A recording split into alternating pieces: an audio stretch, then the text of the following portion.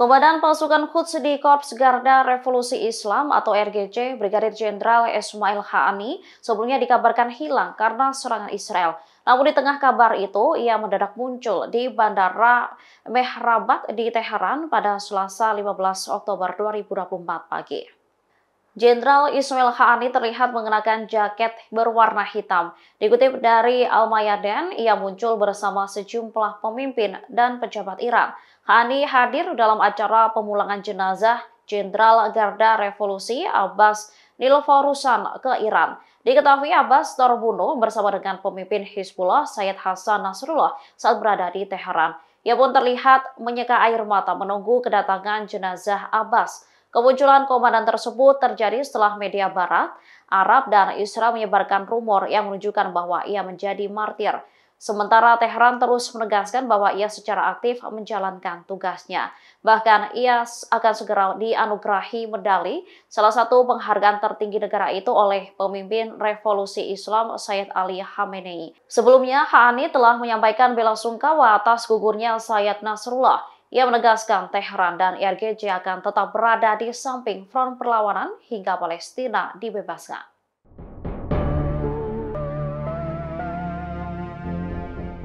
Israel disebut tak mengindahkan peringatan Amerika Serikat untuk tidak membalas serangan Iran. Nantinya Israel akan menyerang Teheran sendiri tanpa dibantu sekutunya.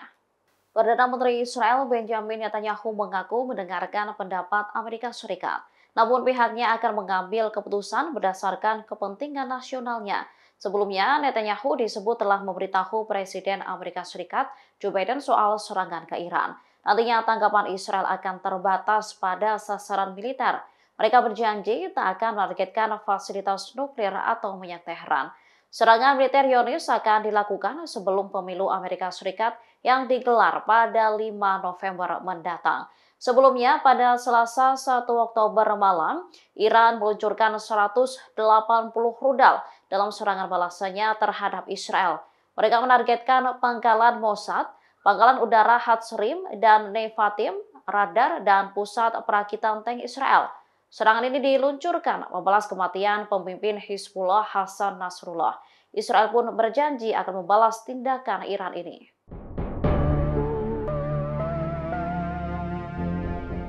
Ex-Kepala Dewan Keamanan Israel, Majen Giora Eilan, mengakui negaranya setengah lumpuh setelah digempur 7 perlawanan dari berbagai arah. Bahkan Israel juga dinilai akan hancur jika perang dilanjutkan. Eilan menilai serangan dari Lebanon mematikan. Namun Perdana Menteri Israel Benjamin Netanyahu justru sibuk berperang melawan seluruh dunia. Kemudian Eilan mengatakan saat ini negara Israel sudah setengah lumpuh. Hal serupa juga diungkapkan seorang pensiunan Jenderal Israel, Yitzhak Brik. Ia mengatakan pasukan Israel akan hancur jika terus melawan Hamas di jalur Gaza.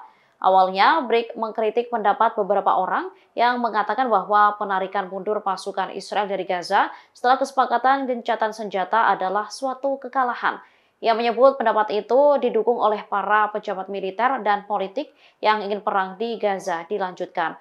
Menurut Brik, orang-orang itu justru akan membawa militer Israel kepada kekalahan, bahkan akan membuat Israel berada dalam kejatuhan. Lebih lanjut dikatakannya, upaya untuk menghancurkan Hamas belum tercapai.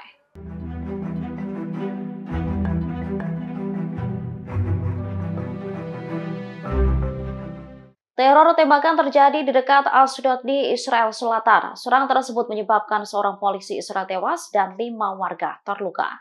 Jasad polisi Israel tersebut tergeletak di jalanan dengan darah mengalir.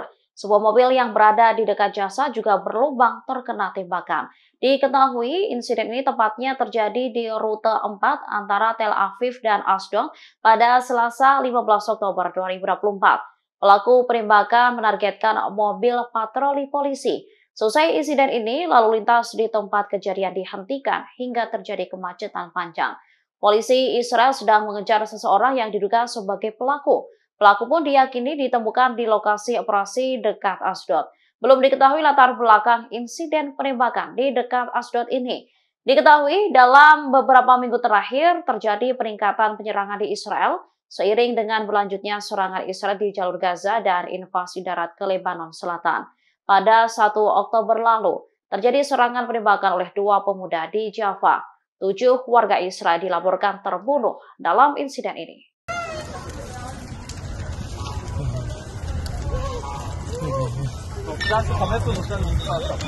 Wilayah Israel kembali diserang oleh pasukan perlawanan pada Selasa 15 Oktober 2024, namun tak ada laporan korban jiwa dalam serangan ini. Dikutip dari The Times of Israel, sekitar 20 roket diluncurkan ke wilayah Galilea dan Haifa beberapa waktu lalu. Namun pasukan pendudukan Israel mengaku berhasil mencegat beberapa roket. Sebelumnya pada Senin 14 Oktober, Hizbullah juga melancarkan serangan besar-besaran ke posisi Israel. Dikutip dari Al-Mayadin.net, Hizbullah mengklaim menargetkan gerakan militer Israel di berbagai negara tersebut. Serangan menggunakan roket salvo itu menyasar ke Israel pusat. Akibatnya, sebuah kendaraan yang terkena roket salvo meledak dan terbakar membara. Selain itu, mereka juga menyerang pasukan Israel yang ada di Labouneh dan Khalet Wardah. Tak puas sampai di situ, roket salvo presisi juga diluncurkan ke pangkalan Angkatan Laut Stella Maris di barat Laut Haifa.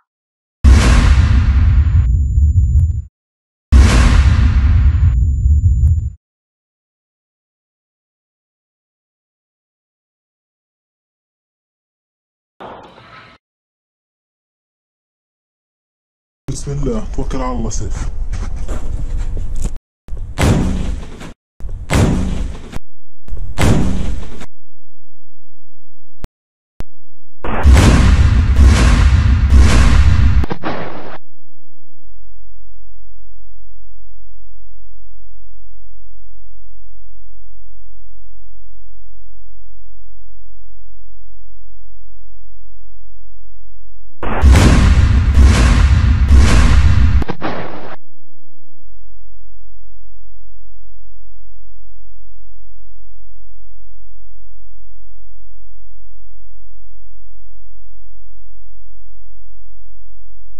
Download Tribun X sekarang, menghadirkan lokal menjadi Indonesia.